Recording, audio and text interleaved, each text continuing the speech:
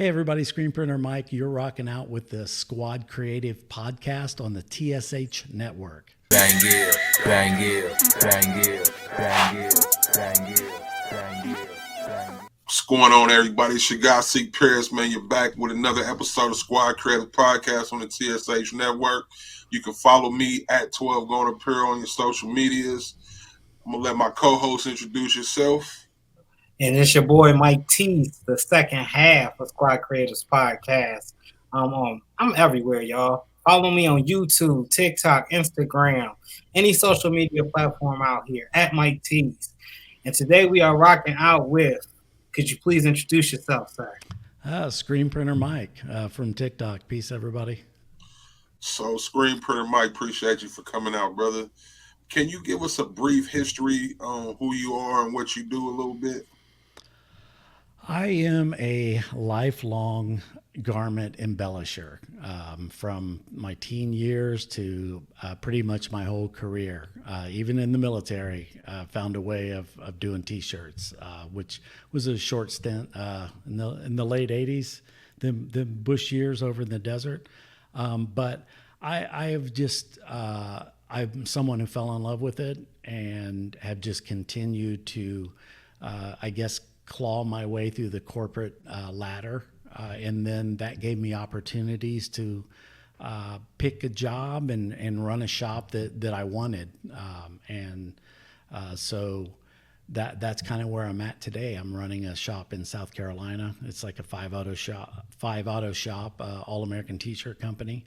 And then my love of this social media and the business has driven me to want to be the teacher and mentor to a lot of people that are trying to get into the business. So that's my inner thing. I think when you teach somebody something and you help them, and you're not sitting there with your hand out, that's going to be part of my legacy. When you leave this little blue ball in space, people, the things that I've taught other people, that's how I live on. So that's the big motivator in the end for me, and the love for the business.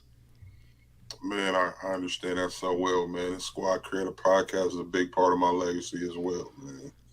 I think that's my perspective on life is you have to leave some sort of legacy. But so me saying that, man, I want to ask you. Said a lifelong business. How many? When you say lifelong? How many years is lifelong, man? You've been in this industry. Well, I think I was about 16 when I printed my first T-shirt, and then I think I was 17 when my buddies, who were a couple years older than me, they started to go to college and started a screen printing business, and I was their only employee. So in those days, we were kids, we didn't know any better. Mm-hmm. And so we started a business. I actually lived at the shop. In fact, it came up the other day amongst my friends that I used to take a bath in this old oil tank that we had cut the side out of to make a washout tank out of. We had like a milk crate sitting in there, and you would set your screen on the milk crate and wash out the image, right? And you had to reclaim in there too. But it was one of those big ass old silver oil tanks you'd see on the side of trailers and stuff when people were using like heating oil. It was one of those that we drug down in there and just cut this big square out of. It was all like rusty, and like if it cut you, you would probably get tetanus and die. And the guys came into work one day, and there I was sitting on that crate with the hose, giving myself a bath in there. It was hard times, man. But that. It's, yeah, it's what you do, man. It's what you do. I'm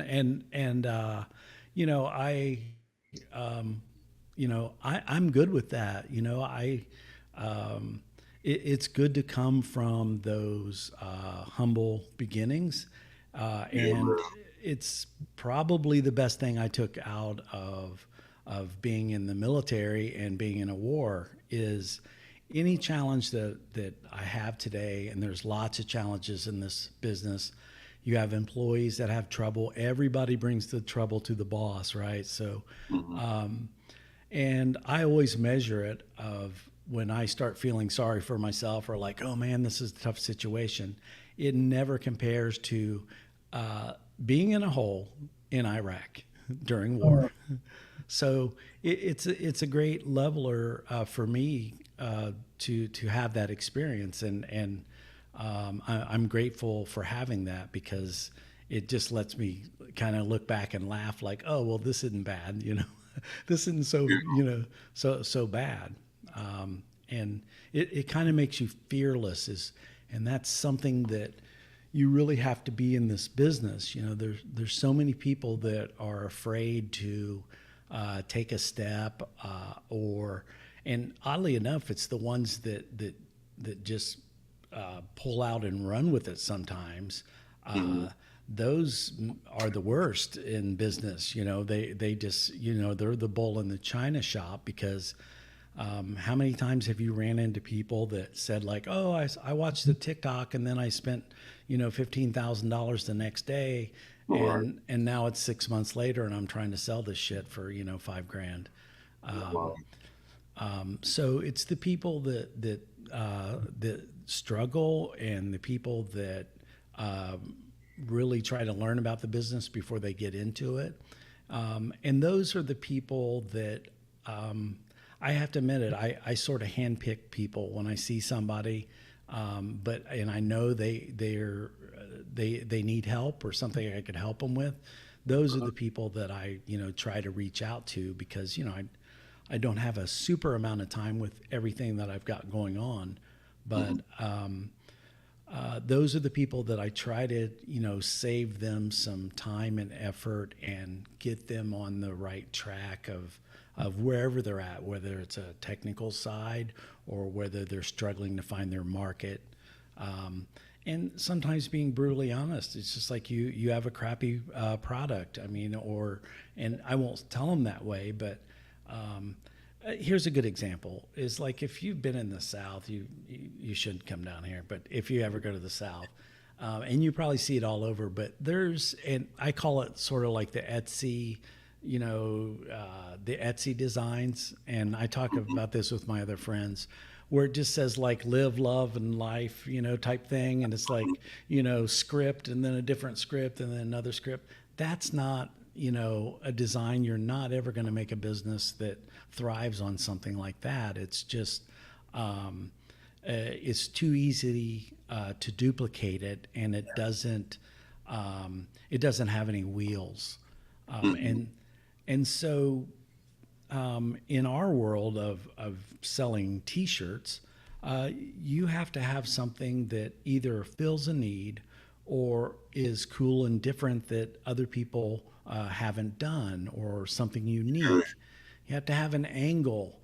And until you really have that, then you probably shouldn't pull that money out and buy the heat press and just go into it, you know, full force. And so what I'm finding now is as more and more people come to me to consult them, and it's people that are local in this area or people that come into our business and they want to get T-shirts printed. And sometimes I turn them away. I'm like, dude, you're not ready. Why are you buying 500 shirts? How are you going to sell them?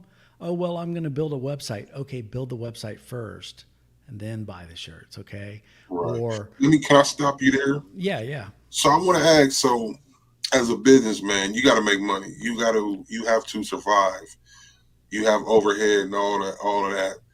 Why would you tell a customer not now and miss that money?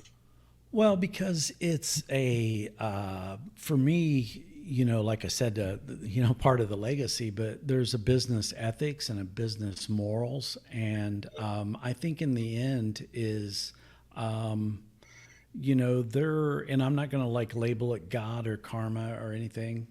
Maybe it'll fall in one of those categories. But I genuinely think, you know, what you push out there with yourself, that's what's going to come back to you. And I have to say that at least it's worked so far for me because I'm very fortunate. You know, now I've worked very hard, and I've done, you know, a lot of steps to learn this industry at a very high level. I mean, working for Adidas and these big brands that I've been a part of, that was a great learning. Yeah, that was a great learning experience that I could bring back down to a smaller level and give that same sort of brand feeling to smaller people. But it's just a shitty thing to do, to make a quick sale and push somebody down the road and say, you know, see ya, sucker. You know, I mean, it's terrible, man. Yeah. It's terrible. And I've got to, you know, I want a good feeling that whenever someone leaves my, you know, my view, my presence, that they're in better shape than when they came into it. I mean, that's the mindset. And it's just, you know, it's a secret, I guess, of my success, and it's helped me build good rapport with customers. When, you know, I have a customer that I have a really close relationship with, and you shouldn't be friends with your customers, they say, and all that, just like you shouldn't be friends with your employees. There's all these rules of business that were established that are all bullshit. But in the end, you know, this particular customer I'm talking about, he'll say to me like, hey, I'll show him a design. He's like, man, that's really cool. And then he'll say, well, how many should I do? Should I do 200? You know, or, you know, 72, what do you think? And a lot of times I'll say, well, let's do a run first. You know, let's get you maybe up over 100 where you get the price break, but you're not getting another price break until after 200. So go ahead and go at this lower. And if this goes well, then, you know, we'll hit you up with a reorder. But, you know, I would rather you have, you know, more designs and less garments than, you know, buy 200 of something you're going to be sitting on for a while. And when you build that sort of trust with your customer, where you don't oversell, that's the biggest, you know, one of the big lessons I think in selling. And I have a formula. Someday this is how I mentor the sales staff, and this is the method of madness that I've developed.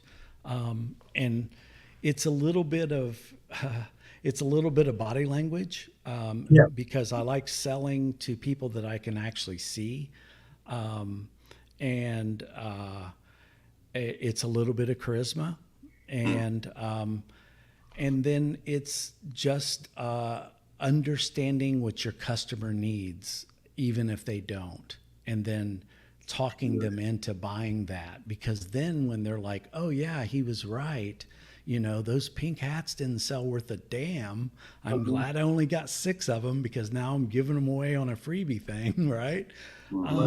Then you start to build this trust that, you know, that's when you build friendships, you know, with your clients, and they know you're making money, you know, they'll joke about it, you know, and here's the biggest thing when you sell something, and maybe this is you're selling one shirt or you're selling 1,000, is customers are deciding on buying something based on 2 things. You got your right brain, you got your left brain. So your left brain is your logic brain. That's all based on cost and do I really need this? And the right brain is the creative side, the emotional side. So if you only sell to one of those sides, then that's not a consistent way of selling. If somebody's just buying from you because you're the cheapest in town, they'll leave you in a heartbeat for another person that's cheaper. And great advice. Yeah, so if you can get on their emotional side, and that's part of being like just having good rapport with them and being likable as a person, and being like, you know, my customers see that I'm enthused about this shit. They know I love this stuff, right? And I'm happy talking to them about their t-shirt needs. So If you have a balance of those, then that is a solid customer that's going to be loyal, true and blue, and then you take that success you have with them, and then you go and look for another person that is their same, situation, and you apply it to that, and so that's kind of how I mentor, if you will, or try to teach other people to be as far as selling, what we're selling, which is screen printing and embroidery. That's dope, man. Yeah, So you mentioned working for Adidas. Yeah, Please talk about that. Adidas, man. I'm from the old school, man. That was one of my favorites, man. Adidas. yeah. At the plant itself, like all the executives, and I'll be clear. I was working for Reebok, and Reebok was bought by Adidas. So, like a year and a half into working for Reebok, we had the NFL contract, printing all that stuff in right in Naptown, which is Indianapolis, and Adidas bought us. We were scared to death. Oh my God, what are they going to do? And so that was a whole new culture that came in, and the executives always pronounced it Adidas, right? And we had to learn the history about Adi and Das, and they split up, and one became Adidas, and the other brother became Puma. All this stuff, that you learn in the corporate world. But I was on a print floor with 25 autos, running 7 days a week, just cranking out screen printed stuff, and 25 autos, huh? yeah. That's So a factory. let me ask this before you go on, man. Like 25 autos, how many shirts are y'all producing in a day? Yeah. They were like let me try to think of their shifts. You have to, there's some that are in setup mode and all that, but I would average. It seems like I would go see shift numbers once in a while. See, I wasn't in production. I was the hated, because I was in the R&D department, which was right there on the floor. But I think per shift they were doing like 23,000 to 30,000, depending on what it is. It's in the auto world. It's always about your how big your run is. Once you set up, a good operator is going to print 300 an hour, and then if you have a really easy job and you have somebody that's like a top operator, like I have at All American, you could get 600-700 an hour out of some of these people, especially on like hot market runs. We had 3 autos and we printed 10,000 shirts in a night. It's on my TikTok. I showed everybody the whole when Georgia won. And it's because it was the same print on all 3 machines, and so you had the ink mixed up in big ass buckets, and you're pouring it in all night, and that was my job as the boss. I looked around and say, "Where's the hole at?" Because they're packing these things off the back of the line, getting them out. And I'm like, there's nobody to like put the ink in the back of the screen. I'm like, yeah, I could do that. Sure. I haven't been out on the floor, hustling in a while, but good Lord, man, I was dead at the end of that night. And this shoulder, it still ain't right from just dipping ink all night long. 10,000 shirts, that's a lot of shirts. Yeah. In one night, tagged, bagged, and boxed and out the door. But Adidas was running, a lot of their NFL. We had the NBA, we had the hockey, and then a lot of these jersey shirts. But I learned a lot of secrets in the Adidas arena, like how things work and how the hot market stuff works, and all the like dirty little corporate secrets. It was just awesome to be, because I was in R&D.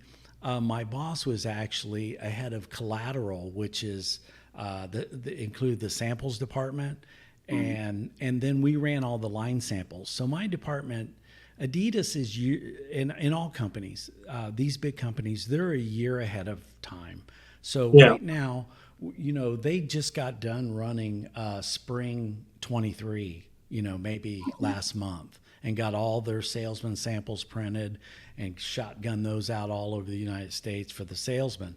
You usually have like a sample team or whatever, like it might be the Cowboys or Steelers or so you'll run that whole line of shirts, men's and women's, and that was the responsibility. That was my team's responsibility, was to make sure that those were going to be production worthy. So when they got into production, they wouldn't be like, "How the hell did he print this?" So it was a big responsibility because they were always pushing you to do specialty inks and shit that was going to take a lot of time and money.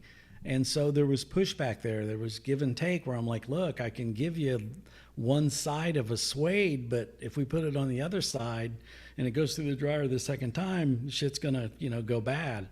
So, hey, Mike, can I please cut you off? yeah. I've been flabbergasted because I'm soaking in everything that you're saying thus far. A little bit earlier in the conversation, you were talking about basically proof of concept. So for Adidas, how would they go about that proof of concept? Well,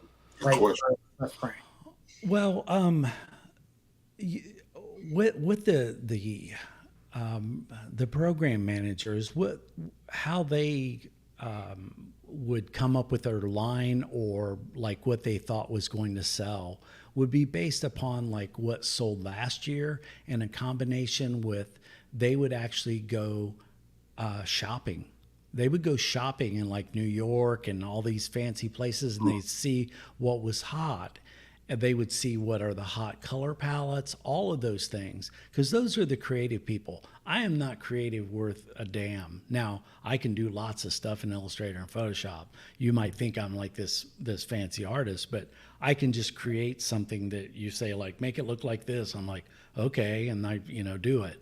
But these guys were true creatives where they were mixing a combination of new garment styles and the applications to go on it. So I was just the piece that said like, I see this garment you're trying to print on. These are the type of inks that might work well on that particular fabric, or this is, maybe it had to fit on a smaller palette, so that would limit the size of the graphic, that type of stuff. So a lot of it was, it wasn't a total shot in the dark as much as we know it works, so we're going to keep that bulk of the line the same. But, maybe this year on the Ben Roethlisberger female jersey, will bejewel the sleeves or do something in the print that reflects, that ties it to the garment, right? And see, those are those same things that even on a smaller level that I know work. Like, for example, like right now, if I have a customer and I'm trying to design a graphic for them, and I do some sort of retro thing with a distress, well, you want that on a shirt that is retro or soft or feels like something that's comfortable. It makes no sense to take a garment that is meant to be soft and comfortable and put a bulletproof design on it. You want your garment to match, as much as you can. And so that's where we have success in pitching to the customers, where we're proactive. I show them designs all the time, and I'll go too far. I made Taco Tuesday sublimated panties for a customer, and I'm like, this is too far. It's too far. But I put Taco Tuesday on there because I'm just showing you that I'm being creative. I'm gonna push it. So you tell me, do you not want to see this? No, go ahead and show it to me, but we're not doing the panties. And I'm like, I guess you're not going to do the big burrito men's boxer underwear then either. So true story. That's funny though. But you push. You're not pushing your customer, but you're just showing them that you're being proactive and you understand their brand, you understand their culture. And a lot of screen printing is just a guy coming in like, hey, I'm Joe's Roofing and I need 100 freaking t-shirts, in our business. And so then you're like, okay, give me your crappy JPEG that's 1 inch by 1 inch, and I'll redraw it, so it works on a shirt. Because you Yeah. just gave me a business card and said like, here's my logo. It's like this big. Yeah. So that's where I strive to find the best customer in screen printing is customers that are selling T-shirts retail, because those are the ones that you can look at, make them better, keep pitching them designs that sell because you understand their culture and who's buying their shirts, and then that's repeat business, and it's a perfect formula. I really don't care about Joe's Roofing coming in our door. Now, we're not going to turn him away, but that once a year customer or twice a year customer, that's not your bread and butter in this industry. And so I feel like I've got like my industry, I've got it sort of tied up. So, or like what we're doing. And that's why I'm trying to bridge the gap because you have lots of creators on TikTok, and Yeah. these guys come to me once they know I'm the T-shirt guy. They're like, dude, how do I do T-shirts? And I've done so many Zoom calls and so many consults to these guys.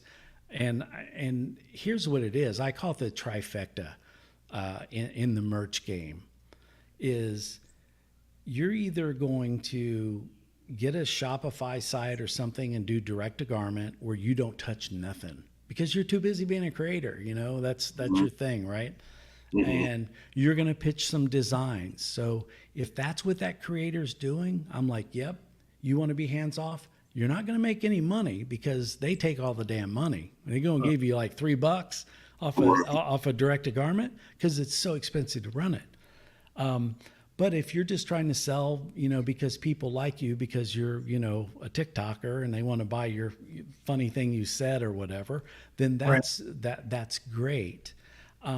But if and if they're there, then here's what I do. I'm like, here, let me throw a couple good designs at you, dude, because you just got some text that looks like you took out of Microsoft Word and found like a fat font and threw it on a T-shirt.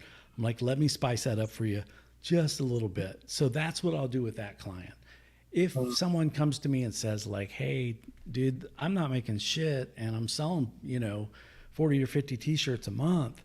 And I'm like, okay, are you willing to get a heat press, man? Just tell me the truth. Are you willing to do that? If you're willing to do that, then I can show you other routes So through the let me transfer ask you, world. I'm sorry for cutting you off, but I wanted to catch that as you said it. So you're a screen printer and you suggesting to customers that want to make more money to get a heat press. Again, Absolutely. man, why does that like I'm not asking because I'm like this guy don't want to make no money. I'm asking for people that want to make money, but I'm what am I trying to say? I'm talking to the selfish people, and I'm trying to I drill this want man. to and make the money, huh? Both sides of it. Yeah, Yeah. so I mean, you like explain that, please. You told him to go get a heat press, Yeah. but you're a screen printer. Yeah, because here's the thing is because everybody's at a different place, right? Mm-hmm. You got the guy, and that's my trifecta, and believe me, that's my TikTok. No, this will all come full circle. And so you have the direct to garment folks, the print on demand folks, right? And they want a hands off approach to their merch because they're busy doing something else. And then you have someone that falls in that's like, hey, I want to sell shirts because I think I'm clever and I have some designs. I'm thinking about doing a brand. Well, then you have to almost take yourself out of the direct to garment print on demand. And for several reasons, because A, you can't neck label your shirt with your brand. If you're going to be a brand, you got to have a neck label.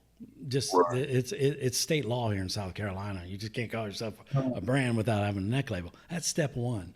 But also, you want your hands on it because you don't want to send somebody something you've sold them your brand, your heart and soul, your dream and desire of a brand, and then have some guy having a rough day on a Friday because he went out drinking with the boys, and put your direct to garment shirt on the crappy brother that's about to be thrown off the line, and not the new Xeon, Cornette that prints out beautifully. So if you can't touch it, you don't know what your customers are really getting.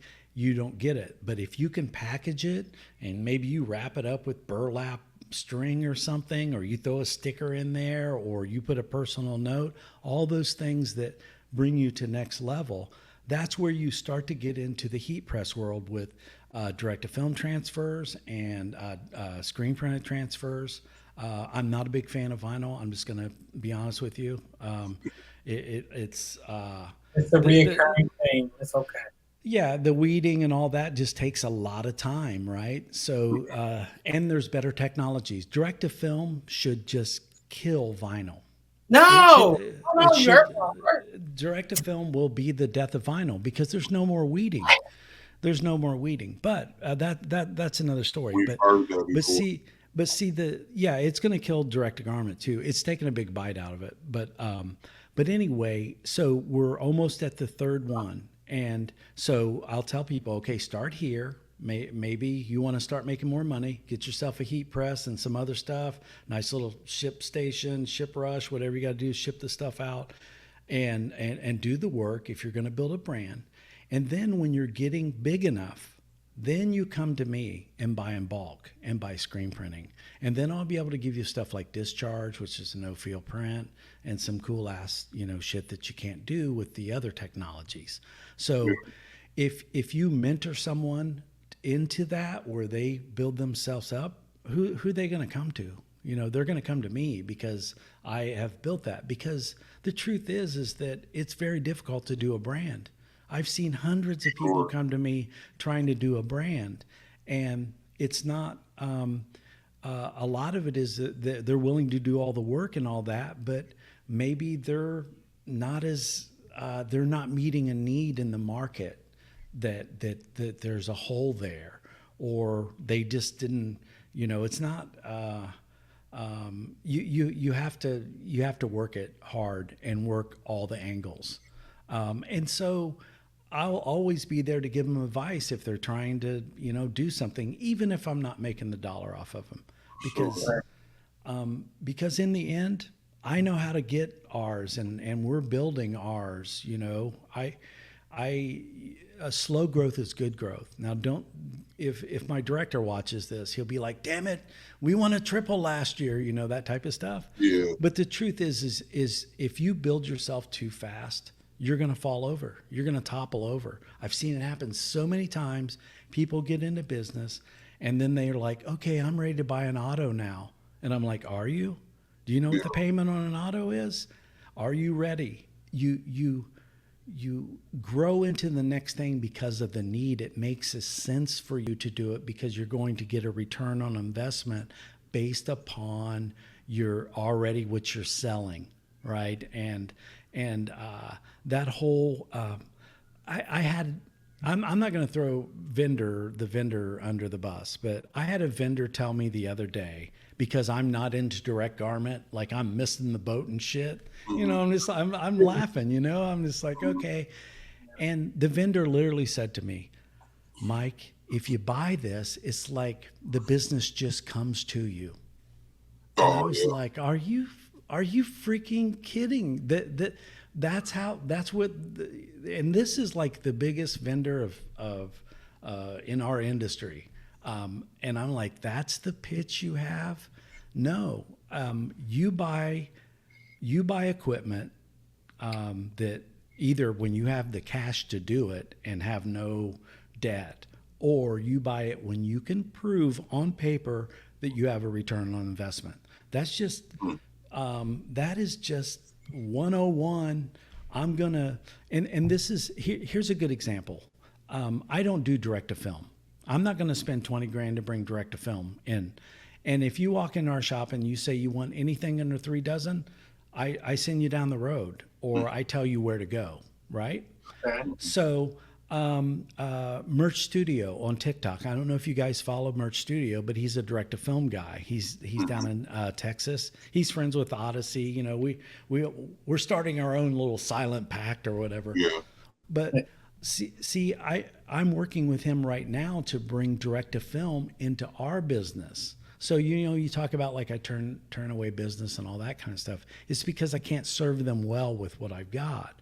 So now it isn't in place yet. We're literally working with this this big system that's for embellishment decorators, and we're going to be able to tie our systems together. He'll be able to fulfill orders off of my site, right? It'll just drop into his fulfillment center. So now when someone comes in and says, I need a dozen shirts because, we're doing a quinceanera and we want the dozen shirts.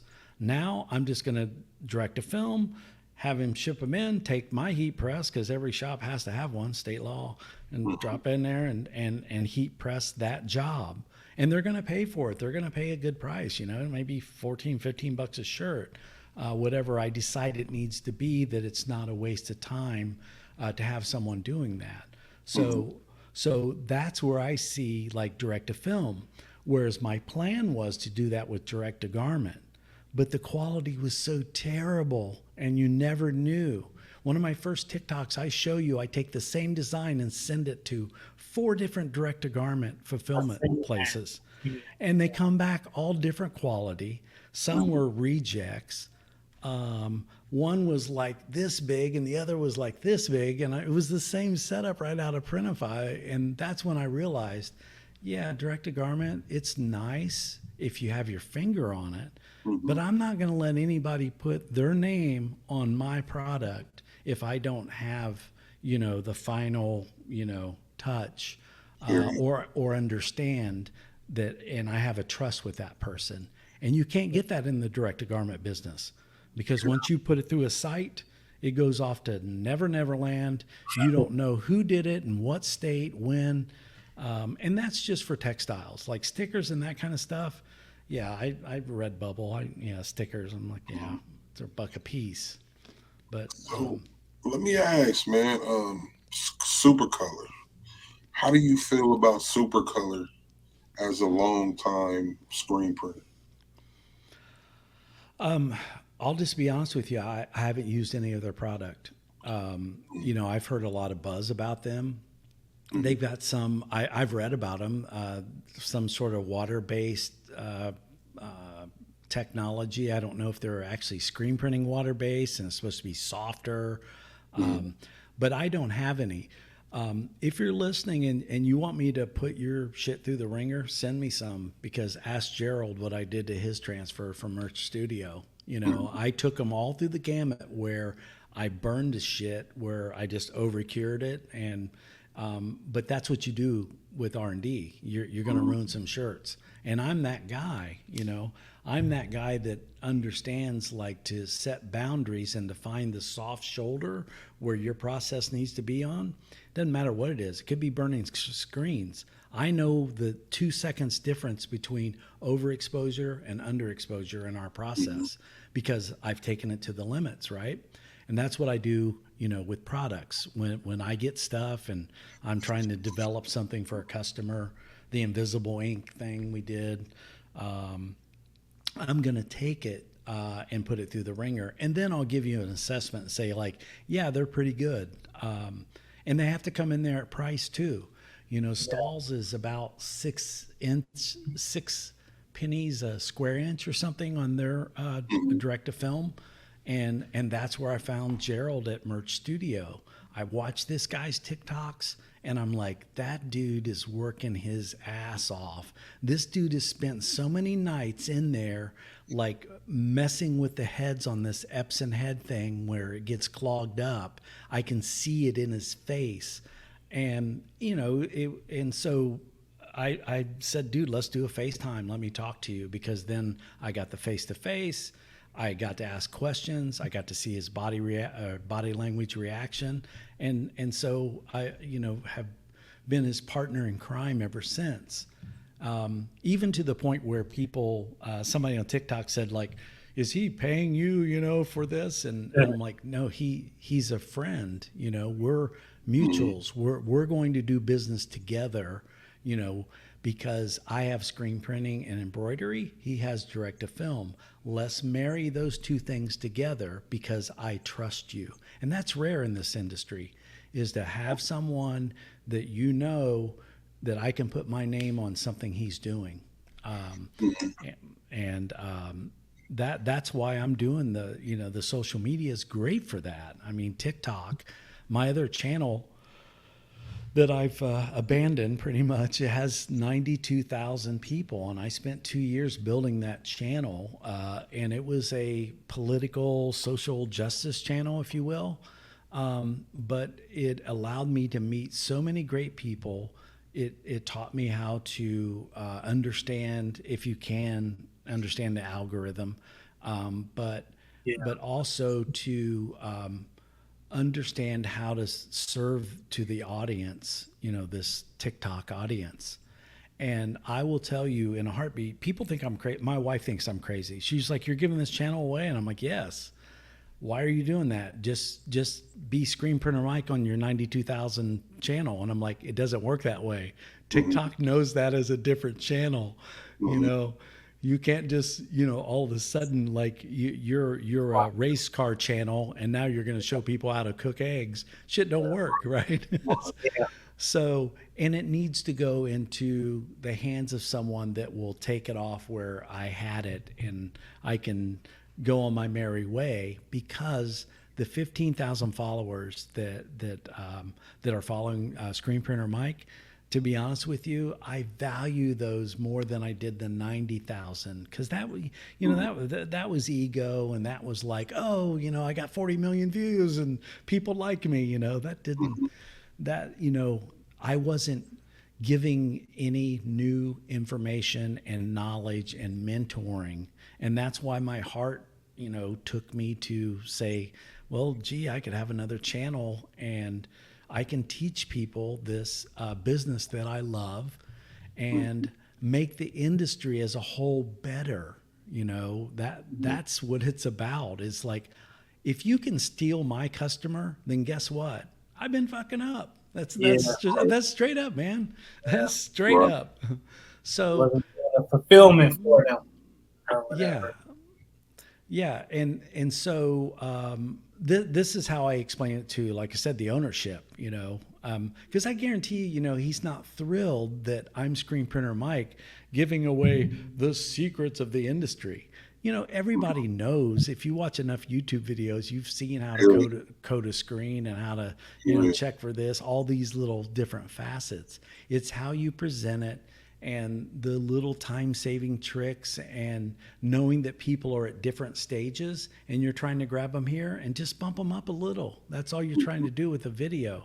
And those people that comment that say like, "Mike, dude, I've been using Illustrator for like 10 years and I never knew that you could do this in the appearance menu where you just make this elaborate thing and then save that and just boom, pop it onto another thing without doing all this." So that's where I guess I feel like I'm serving a community versus just working the Real Mike H channel, which I even renamed it. I took myself off of it, and like I said, I'm trying to find the right person. It's hard to give away a channel with 92,000 people. You wouldn't think so, but. Yeah, it's. So I'm gonna jump a little bit ahead, if I can. Yeah. You've been a screen printer, right, for all of these years, and you finally decide, I'm gonna step out. I'm gonna do a brand, and your brand is the South Carolina image that you actually have on your shirt right now. Yeah. Why did you wait so long? Say that again. How did I what? Why did you wait so long to become a brand? I think it was opportunity. And you get so busy running a business. If you're in screen printing, you're just busy all the time helping other people develop their stuff. And it really came about as we started working with some Instagram people doing T-shirt campaigns. Another great thing for screen printers. You got 30 days to get all the shirts in, and then you print them and send them out, right? so you know what your sales are. But so I thought to myself, I was looking at that market. We print for lots of breweries, and there was a problem. So this solves a problem. And what the problem is that when you go to a brewery, a lot of these guys, they're trying to get deals, and they don't have a lot of cash, but they know they can make money on merch. Right. So they don't have a budget for art. So this art that you see here, this was all hand drawn, by the way, and it took several hours. It was penciled out, then inked, then sent to me. I scanned it, cleaned it all up, and pieced it all together to make this. Now, if you had to charge somebody for that art, like our business, it would have been like $400 or $500. That doesn't split up on 72 shirts really well. Yeah. So that's where the birth idea of Tees on Tap is I love hand drawn stuff, because that kind of throws back to like when I first got into screen printing. Like if you did Kelly's Kawasaki, you had to have somebody draw that motorcycle, like with a little German ink pen, a little black thing you would shake and draw, so, and then we had to photograph it. There was no, like, hey, I'll just download something on the internet and make something similar like we do now, like everybody does, right? So I wanted to get back to like, this is like really good art. And then, and it's unique and different. These are hop cones. A lot of people are just like, hey, it looks like weed or something, but it's really hop cones, right? And the leaves are different. The soft shirt that you have that on is as well. Actually, this is we got a bunch of these. Like we use our sample budget, and I'm trying to think of the brand. I'm not real thrilled with this. I printed this because I still behind my desk at work. I've got like 4 dozen of these bastards. So like I'll just go out there and like print it because the color's cool. But this is using a little bit of that Reprieve brand. So it's a tri blend, so it wants to scorch on you if you just look at it funny. Wow. But it's the brand that dang it, it's the brand that like Ryanette guy was pushing, the one guy from my home state of Indiana that they I can't think of it. It's terrible, but it's not my brand of choice. I'm a big fan of the soft shirts because it's a retro, 100% cotton. It feels like a shirt you've had forever. So that's probably one of my favorite shirts, and they're local. I can drive right, down the road and get the soft shirts. And they're very similar to lots of brands like Vineyard Vines, and we have a huge brand here called Southern Tide that's $45 pocket tees with fish and stuff on them. The frat boy brand, I call it. It's if you want to feel like you bought this expensive shirt, but people might think that you just got off your yacht, type of feel. Once again, that's the emotional. They're smart because maybe you're rich enough to be a frat boy, but you're not rich enough to have a yacht. This sort of bridges that gap, right? But I'm a big fan of the Next Level 6210. I mean, that's our number one seller. Yeah, it's a nice blend. It discharges well. And shirts with polyester shouldn't really discharge at all, but this discharges and sometimes gives a nice vintage feel. But there's only a handful of shirts that I can't stand, and I'm willing to say publicly. Where do you rank a Gildan at? I mean, for those that's like just starting, a lot of people go to Gildan. Well, look, I always try to get away from like G5000s and that type of stuff, even when I have customers that want to just do something cheap and give them away, because I'm like, okay, we're going to give somebody this cardboard shirt and they're going to use that as a rag, so, and there, once again, it's not really me trying to upsell or cross sell or anything.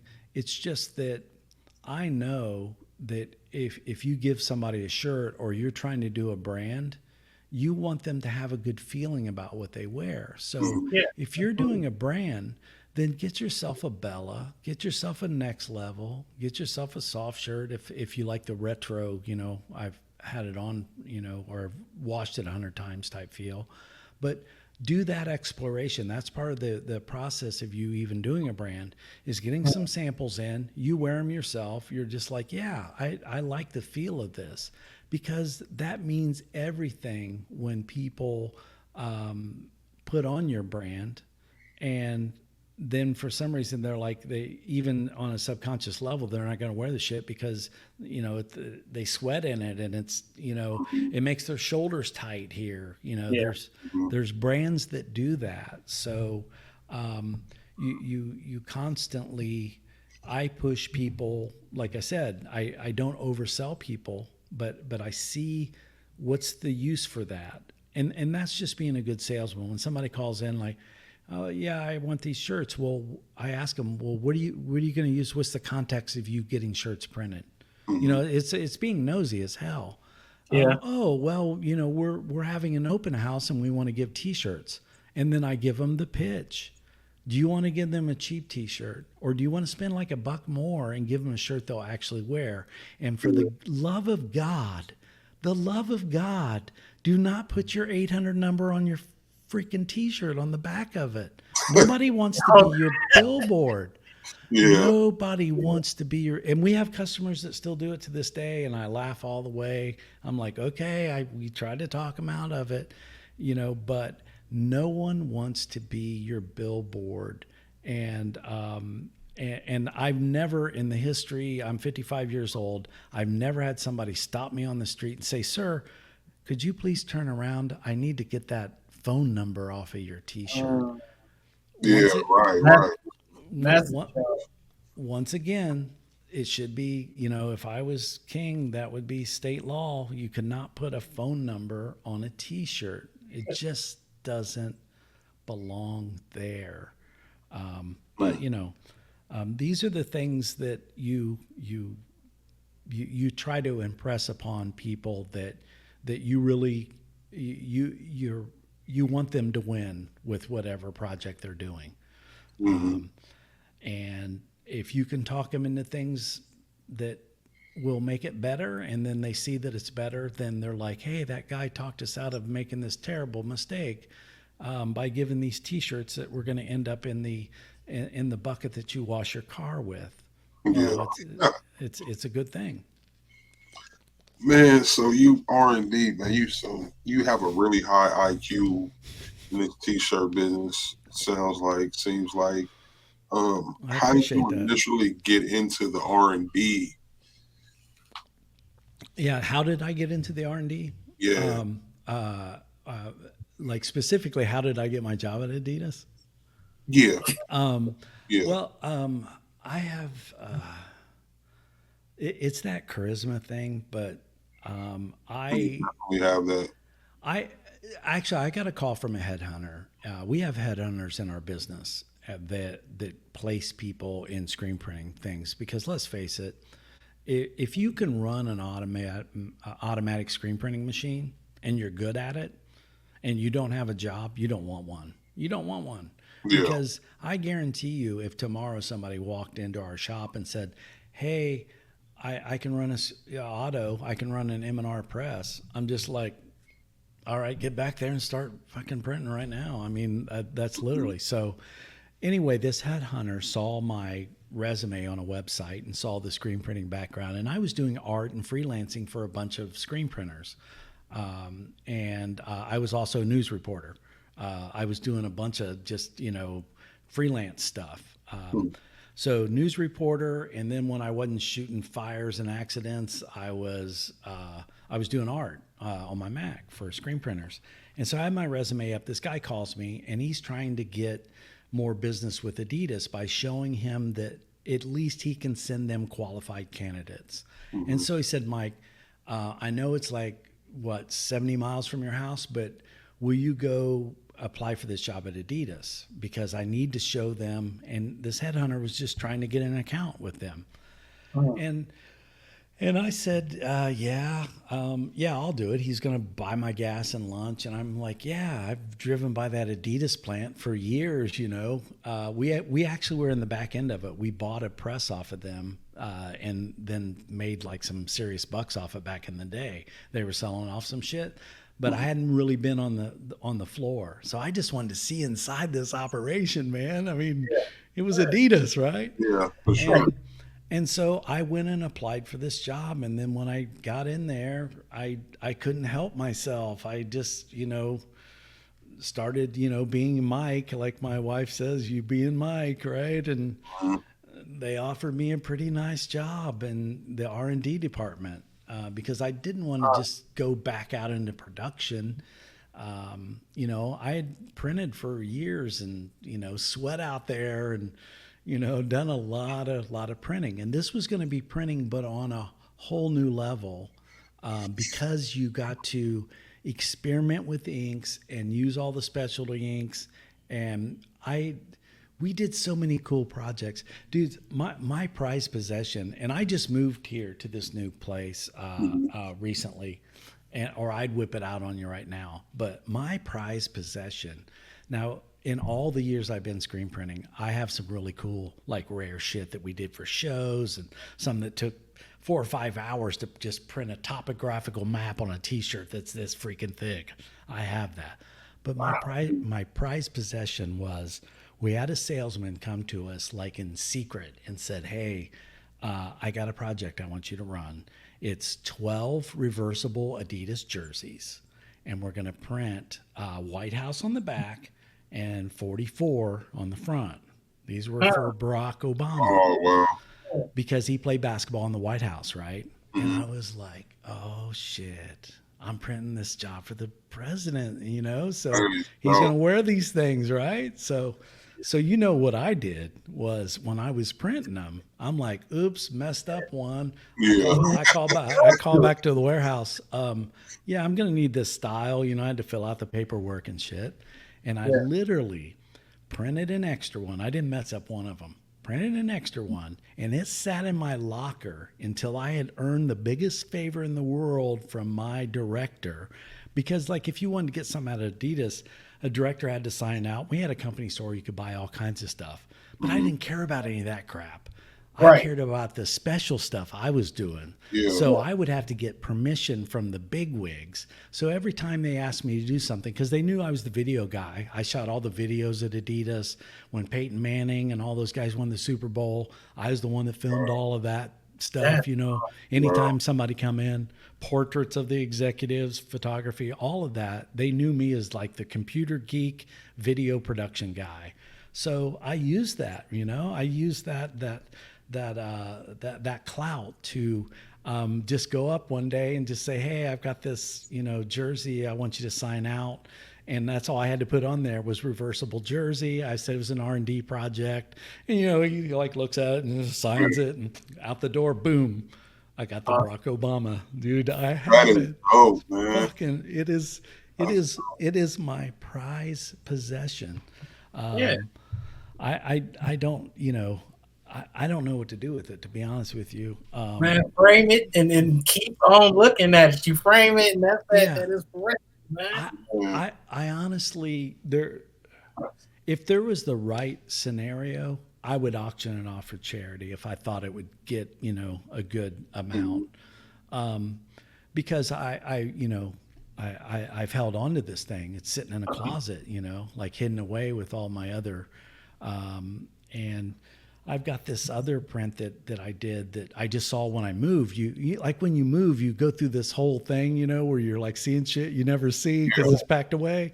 And I found this Cleveland Browns shirt that I did that never went to production. I'm married to a Browns fan. Did you say that name again one more time? What you have something special for the Cleveland Browns? Yeah. I had this Cleveland Browns shirt, but the print application, it was stacking up these specialty inks, and when all was said and done, it looks and feels just like leather. It's the Browns, and it's like kind of in this stencil type. And if you could feel it, you would swear that we glued leather letters on this thing. And in the end, I was so like proud of it. I was just like, dude, this is going to be kick ass. Everybody's going to want these. But the truth of the matter was, in the world of Adidas, it was too expensive to produce. That they weren't going to. I'm just like, just charge fucking $5 more, man. What? I wanted this leather on the street. But we did all types of cool projects. Reebok had a shoe that was a dry erase shoe, and you were supposed to, and it was like a real shoe that they released, sometime in the last 15 years. But this shoe, you could put dry erase mark on it, so you could put stuff on there. And they had this ad campaign. It was pretty stupid, where it just said like, "I dunked on your ass" or some bullshit, like some street bullshit, like you would do at the fucking Sandlot or something.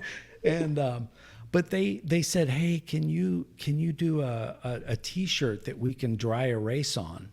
And I had a boss at the time that was he like always taking all the credit, and I I'm like, okay, whatever. Well, he went up and told him that we can't do it. He tried like for a fucking week, and as he went up to tell the big boss we couldn't do it, the big boss came back down with him. And when the big boss came back down to the counter, what he didn't know was when this dude was going to lunch, I was trying my own shit and I had figured it out. I was just waiting for my moment. Yeah. And so the big boss comes back down, and then he comes to the back of the dryer in the R&D department, and there I am with a green marker writing on this shoe and then wiping it off and saying, looks pretty good. Writing on the shoe, wiping it off. And he looks at me and he's like, "Mikey, what's this?" And I'm like, "It seems like it works, man. It seems like it works." And it was just sort of one of those, getting back at your boss for always like trying to be the credit hog, if you will. Yeah. That's dope, man. Yeah.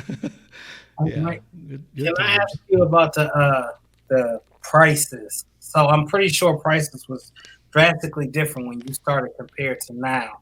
I want to know a little bit about how much it cost back then, and what should someone be charging now for a shirt? Well, it really depends. Like most retail shirts that I'm seeing that our customers are selling, most of them are bumping up to about $25 right now. But that's considering that these have a branded neck label and they have that little extra, maybe a little neck something on the back. I don't have one on my desk. I usually do. So this is for but the woven patch that you can put on the sleeve right here, that's a nice little add-on, so if you got a legit brand versus just selling a T-shirt with a graphic on it, there 25 is where it should start. And then on up there, if you got a high-end shirt and you've got killer graphics and you got a demand, then that's going to bring the price up. So I saw with the economy, the way it's going and the price of shirts going up, I just told my customer, dude, you can get 25 out of these shirts all day long. And then when he did, he stopped worrying about me saying, "Hey, these are going to cost you a little more. Our prices have gone up." It's a hard thing to tell people, but when it's just pure fact, that some of these are skyrocket. The price of a R112 hat from Richardson, I mean, good Lord, some of these hats are just out of control. But if you're selling to people that are selling to people and they're buying it because they're at the beach and they're just going to buy a shirt, I still do that. I still buy bullshit shirts, like I'm in a bar and my wife's like, "Give me that jacket." She won't even go for a T-shirt anymore. She's like, "Give me the zipper hoodie." I'm like, "It's $65. And she's like, "I don't care." Yeah. Yes. So, my wife has more Cleveland Browns one of a kind R&D stuff than any person on Mother Earth. I mean, when we moved, I had to make a trip. I'm going to get your Brown stuff now, and I had to get my pickup and back. Right now, You moved to a old textile facility or something. Yeah. I saw. Can you talk about that a little bit?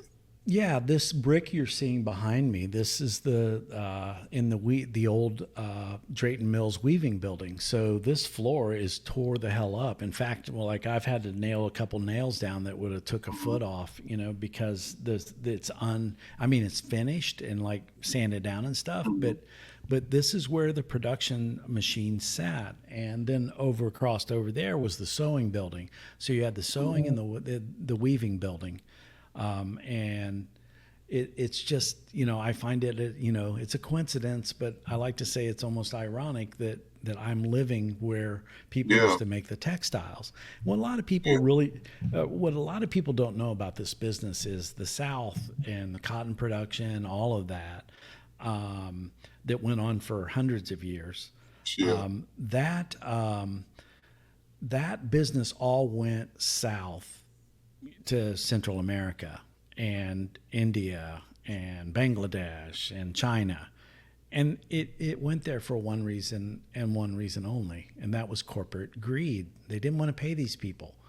And they wanted a cheaper way to get their textiles. That's the American way. When you don't want to pay the workers, then, we'll get somebody else to do it. And so that's when not NAFTA, but what's called CAFTA was signed back in the 80s. And what that allowed them to do, and most people don't realize it, if you got a shirt that says like made in El Salvador or Honduras or something like that, that has 51% American grown cotton. That was part of it, the deal. And then so the cotton goes down there, it comes back as a full-on shirt, sometimes decorated, duty-free, right? And so that was the deal that killed the cotton mills and this whole industry in the South. So the South had to sort of define itself. And where I'm at is booming. The BMW plant, manufacturing has filled in that gap, and all the suppliers for BMW. So this area was fortunate to have that and be where they were. And so all these, like I drive by these old mills. There's one by this old post office where I work now, and I go down there and I'm just like, there's some ghost up in there, it's some old stuff. But some have turned into breweries and restaurants and axe throwing places and just weird stuff that white people in the South throw axes. I mean, what the fuck I do? I'm a Hoosier. I'm from the North, so Yeah. I can't. I can blend in with these folks down here, but there's some strange shit going on down here that I never saw up north. Right? Huh? You said you out of Spartanburg, right? Yeah, technically on the GPS map, I live in Spartanburg, but I'm in this little bitty burg called Drayton Mills. We're so small they don't even deliver the mail. I got to go to the post office box over there. But that Drayton Mills was just this textile mill. And, so outside of like all the screen printing stuff, I know people that work in the other side of the industry where they're making the fabrics and all that kind of stuff. And I'm privy to things where big companies are bought, like Gildan buying out this one manufacturer that does all the tri-blend stuff and just put everybody in bad shape. They're like, sorry guys, we bought them. You're screwed. You've been getting supplied for years. Big things that happen in the industry. 90 million pounds of cotton were taken off of the market because it was China cotton that was made by the slave labor, the Uyghurs over there. The people that they have in the camps. Well, the United States said, we're not buying that cotton. And so that cotton got pulled off the market, and it put a strain in the world for cotton, along with the pandemic when people didn't grow it. And the biggest one that always just amazes me is that organic cotton is usually organic because the farmer growing it can't afford pesticides. That's why it's organic. And he's not getting nearly the crop that he would get, the amount that he would get, but they're so poor, they're just going to grow the shit anyway. But it's organic, and it's like I have an organic cotton shirt, but it's because the guy was poor and couldn't afford to, grow better cotton because he couldn't keep the bugs off of it. And Yeah. so all those facets of the industry have always interested me. And so I'm just you know, gosh, I've been doing this for so many years, just trying to have relationships and know all of these things because it just makes for I don't know a well-rounded understanding of our industry as a whole. Hmm. And I meet a few people that are like me, but it's pretty rare. It's pretty rare that you meet somebody that's going to talk this like I do. Man, before we close, I want to ask, man, 30 plus years in this industry and trends, man. What type of trends have you seen? Yeah. And also, how do you know when it's the next trend is on its way in? Well, for me personally, it's really it's doing research and watching what the big brands are doing, right, and seeing what they're trying to push. But there's going to be some things that are always going to work, like the retro stuff. It's just the retro stuff becomes newer. My kids, they're all in their 30s.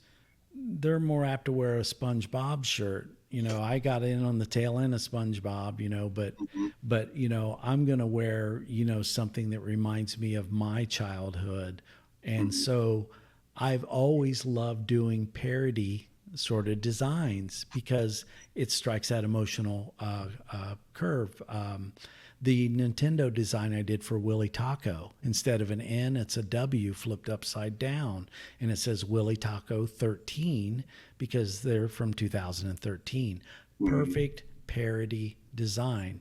You're going to walk the line. Sometimes you're going to cross over the line doing parodies, but those trends will always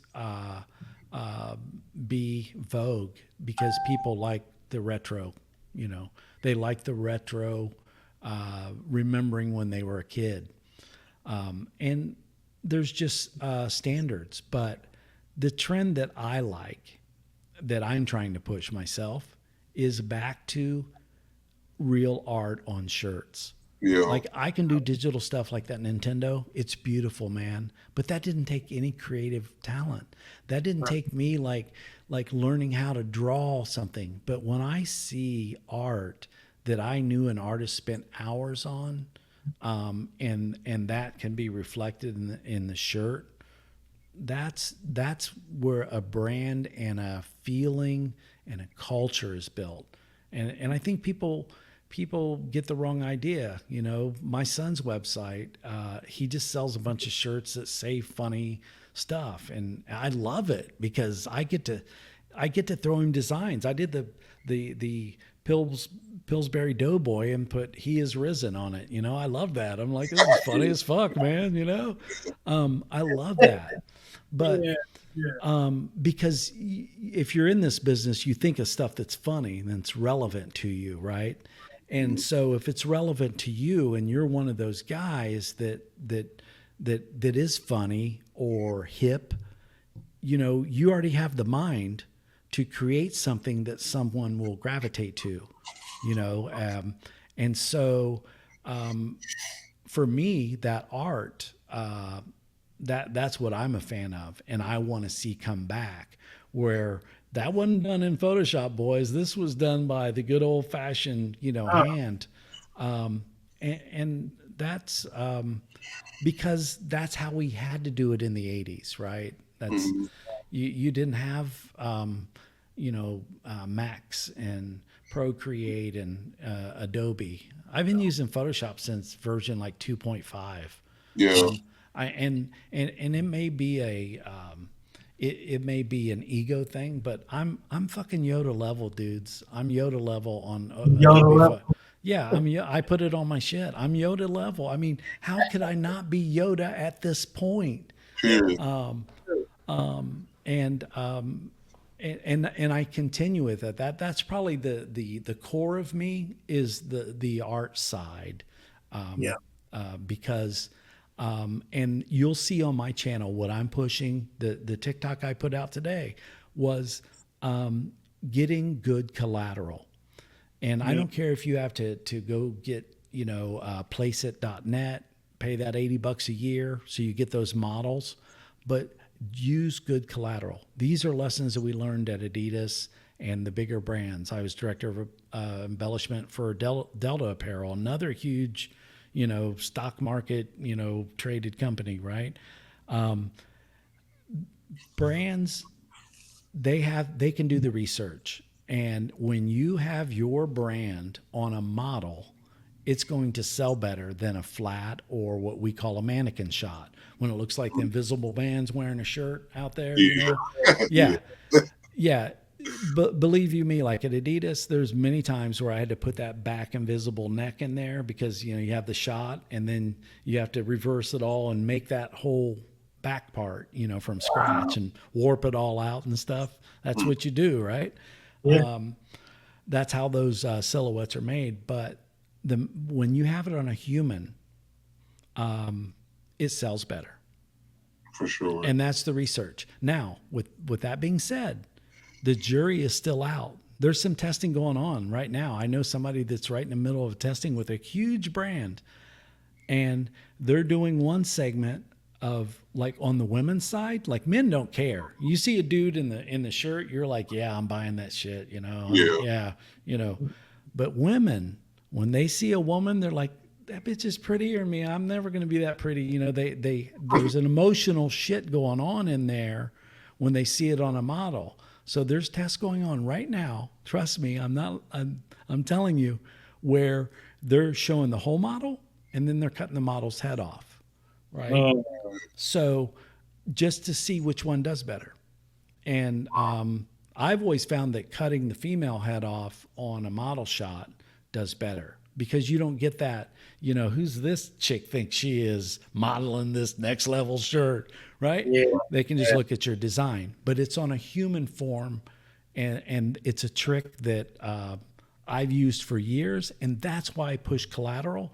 And that's why I give these things away for free. You just download my stuff. Already got good collateral. Just take Photoshop, change the color, throw your stuff on there. I've done the work for you because I want this industry to be better. And I enjoy doing it. I'm not going to lie. I enjoy doing it.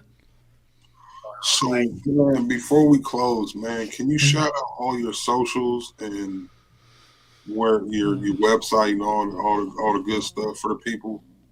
Okay, I'll just tell you that I'm Screen Printer Mike on TikTok, and there you'll find me humbly with my channel, and I have a beacons that shows my YouTube, but I'm pretty much Screen Printer Mike on all my stuff. I just took my Instagram off of private and decided I'm going to give Instagram another chance. Really don't like Instagram. It never gives me back links like the other ones do. And then on YouTube, I'm Screen Printer Mike too. You'll see my little orange thing where I'm posing, like with Steve Jobs or some shit, some little icon that I have there. But then allamericant-shirt.com.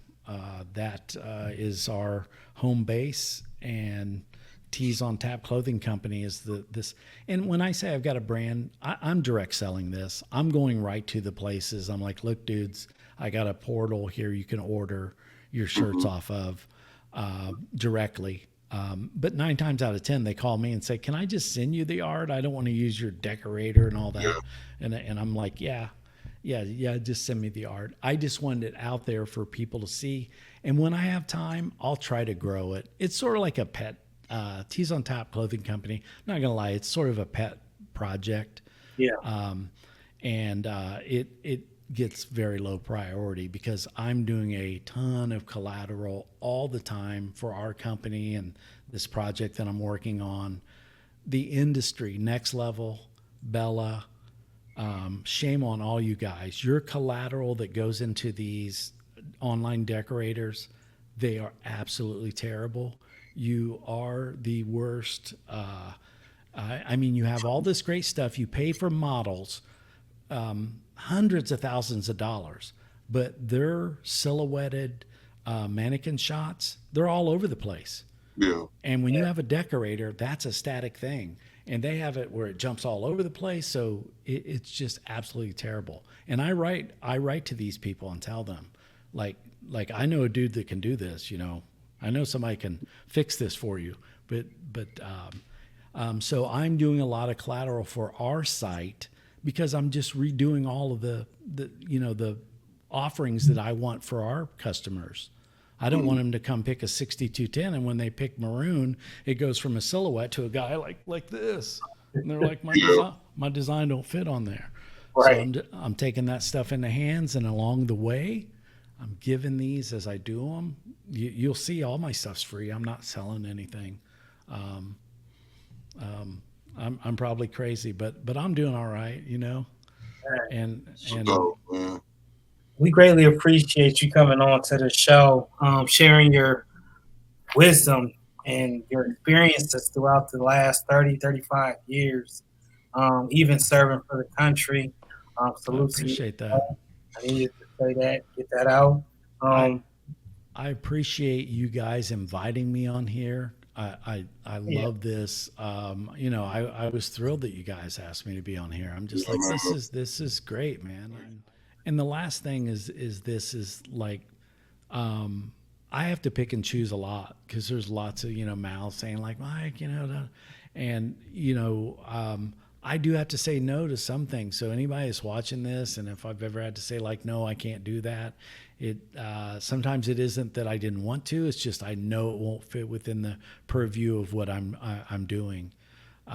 But I'm always there and do lots of calls with people that just are about to make a decision and they want to get my take on it. And so I'll always give you my honest opinion, and I'll leave it at that. I really appreciate this, guys. I'm there whenever you guys want to do this again. It's been great meeting y'all, and I've been watching your channel. I'm like, I got to figure out who these guys are, like, so what am I walking into up in here?